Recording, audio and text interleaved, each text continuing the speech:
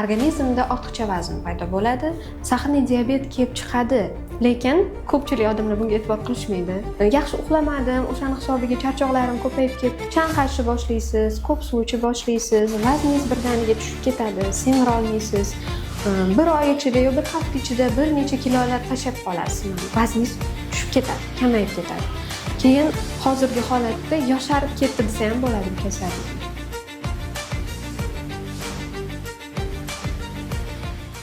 Laylo Usmonovna, nimaga hozirgi kunda sahr kasalliklari ko'payib ketdi? Bilasizmi, sahrli diabetni kelib chiqishida o'zi juda ham ko'p sabablar rol o'ynaydi. Asosan sahrli diabetni keltirib chiqaradigan sabablardan biri, hozirgi kunda eng ko'p uchraydigan sabablardan biri bu noto'g'ri ovqatlanish hisobiga. Chunki hozir ko'pchilik o'zi tez tayyor bo'ladigan ovqatlarni yaxshi ko'rib iste'mol qilishadi. O'shaning uchun ham keyin bundan tashqari gazli ichimliklar, har xil energetik ichimliklarni iste'mol qilishadi. O'shalarning hisobida sahrli diabetni kelib chiqishi juda ham tezlashib ketdi va juda ham ko'p uchraydigan holatlardan biri bo'lib qoldi. Yana bitta sababi bu insulin rezistentligini hisobida kelib chiqadi. Bu nima degani? Birinchi, organizmda ortiqcha vazn paydo bo'ladi, noto'g'ri ovqatlanishning hisobidan albatta. Bundan tashqari gormonal sabablari ham bo'lishi mumkin, bir nechta sabablar. Lekin hozirgi paytda ko'p uchraydigan sabablardan biri noto'g'ri ovqatlanish. Bunda birinchi navbatda vazn yig'adi odam. Bu paytda oshqozon osti bezidan ishlab chiqariladigan insulin gormonimiz sekin-sekin ko'tarilishni boshlaydi.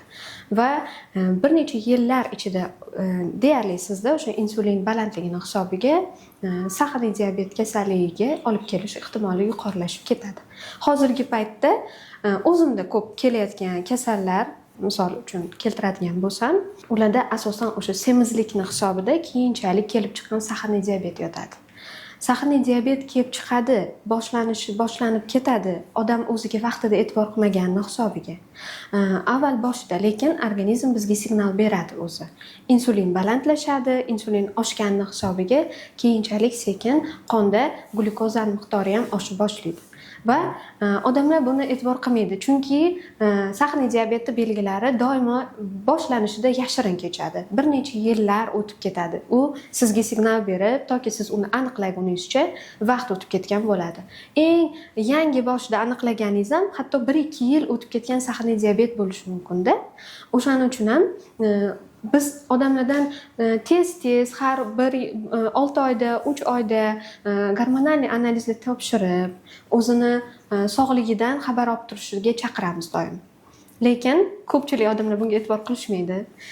Organizm ozgina signal bersa ham, ozgina charchab qolsa ham yoki bo'lmasam chanqayaptimi, ko'proq suv ichyaptimi yoki havo issiqligining hisobida yoki ko'p charchab ketdim, o'shaning hisobiga ko'p suv ichyapman yoki bo'lmasam yaxshi uxlamadim, o'shaning hisobiga charchoqlarim ko'payib ketdi, holsizligim kuchayib ketdi deb o'ylaydi. Lekin sahrli diabetning eng birinchi beradigan belgilaridan bittasi o'sha ko'p chanqash, holsizlik bo'ladi, to'yib uxla olmaysiz, tiniqib uxla olmaysiz. O'shalarning hisobida ham energiyangiz kamayib ketaveradi. Bu degani o'sha insulin, siz organizmingizda insulin yaxshi ishlamayapti. Hujayralar glyukozani olib kirib, unga energiya bilan ta'minlay olmayapti va shuni hisobida hujayralar energiyasiz qolib ketdi, ozuqasiz qolib ketdi degan narsa bo'ladi. U ichki muhitda bo'ladi. Organizm o'zini o'zi himoya qilishga, o'sha kasallikdan o'zini himoya qilishga harakat qiladi. Lekin bizga bu bir necha yil o'tgandan keyin seziladi. Chunki bizda energiya bor. Hozircha yosh organizm bo'lsa, misol uchun, doimiy energiyamiz bor. Harakatda bo'lamiz. O'shaning hisobida o'zini o'zi vaqtinchalik himoya qilib turadi. Lekin oxirgi bir necha yil o'tgandan keyin sizda o'sha zaxira energiyalaringiz ham tugadi degani. Undan keyin organizm sizga signal bera boshlaydi. Chanqashni boshlaysiz, ko'p suv ichib boshlaysiz, vazningiz birdaniga tushib ketadi, semira olmaysiz. Bir oy ichida yo bir hafta ichida bir necha kilolar tashlab qolasiz. Vazningiz tushib ketadi, kamayib ketadi. Keyin holsiz bo'lib qolasiz, kechasi uxla olmaysiz yoki oyoqlaringizda muzlash, uvishish, o'shunaqa narsalar boshlanadi. Sekin-sekin ko'zingizga ta'sir qiladi. Ko'zni xiralashish boshlanadi. Ko'z xiralashish boshlagandan keyin zreniya pasaydimi, undan keyin siz okulistga borasiz, tekshirtirasiz. U sizga dorilar yozib beradi, lekin asosiy ildizi o'sha sahrli diabet hisobiga kelib chiqayotganini sezmay qolasizda. Vazningiz ortgani hisobiga birinchi vaznim ortdi deb o'ylaysiz, tashlab olaman deysiz, lekin qiynalasiz, vazn tashlashga qiynalasiz. Chunki sizda gormonalniy o'zgarish ketyapti organizm ichida, eng boshlanishidan. O'shani hisobiga sezmay qolasiz o'zingiz. O'smir yoshdagilarda ham kuzatiladimi sahr? O'smir yoshdagilar ham kuzatiladi. Sahrli diabetni o'zi ikkita tipi bor, ya'ni ikkita turi bor. Birinchi va ikkinchi tipi deb ajratilgan. Birinchi tipi ko'proq yosh bolalarda, tug'ilgandan ham bir xilda bo'lishi mumkin, bir necha oydan keyin va o'smir yoshdagi bolalarda ham uchrashi mumkin. Yoshga bog'liq holat. Hozir ikkinchi turi ham yosh o'smirlarda, mana 19-20 yoshli o'smirlarda ham uchraganini men ko'rdim, tajribamda bo'ldi shunaqasi. Ular borgan, bitta oddiy shamollash bilan borgan, misol uchun borgan, analizlar topshirgan, gaymarit bo'lgan, lorga borgan, tekshirtirgan o'zlarini. Ular analiz topshirganida sahrga ham topshirishgan. Birdaniga o'sha sahr balandligini o'sha analizni ko'rib bilib qolishgan. O'shangacha o'zidagi o'zgarishlarga e'tibor qilmagan. Uydagilari ham, o'zi ham e'tibor qilmagan. Uyda bir necha litrlab suv ichib qo'yayotganini uydagilari ham e'tibor qilmagan. O'zi ham sezmagan bu narsani.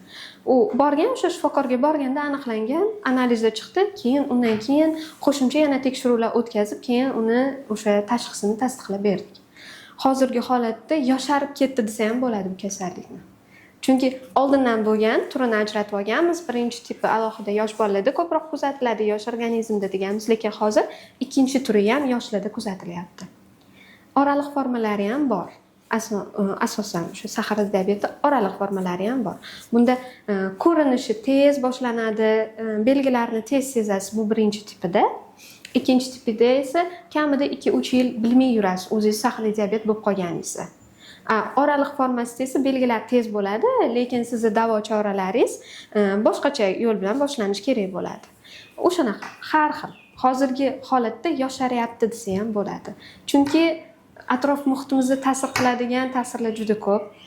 O'sha boshida sanab o'tganimdek noto'g'ri ovqatlanish, gormonalniy o'zgarishlar, noto'g'ri vaqtda uxlash, kechasi bilan bir xil uxlamaydi, kechasi bilan ertalab tongga yaqin uxlab qolishadi, ertalab turishga qiynalishadi. Bu ham organizmning ichki muhitidagi gormonlarning o'zgarishiga sabab bo'ladi. O'shani hisobiga keyin kasallikni keltirib chiqaruvchi sabablar kuchayib ketadi.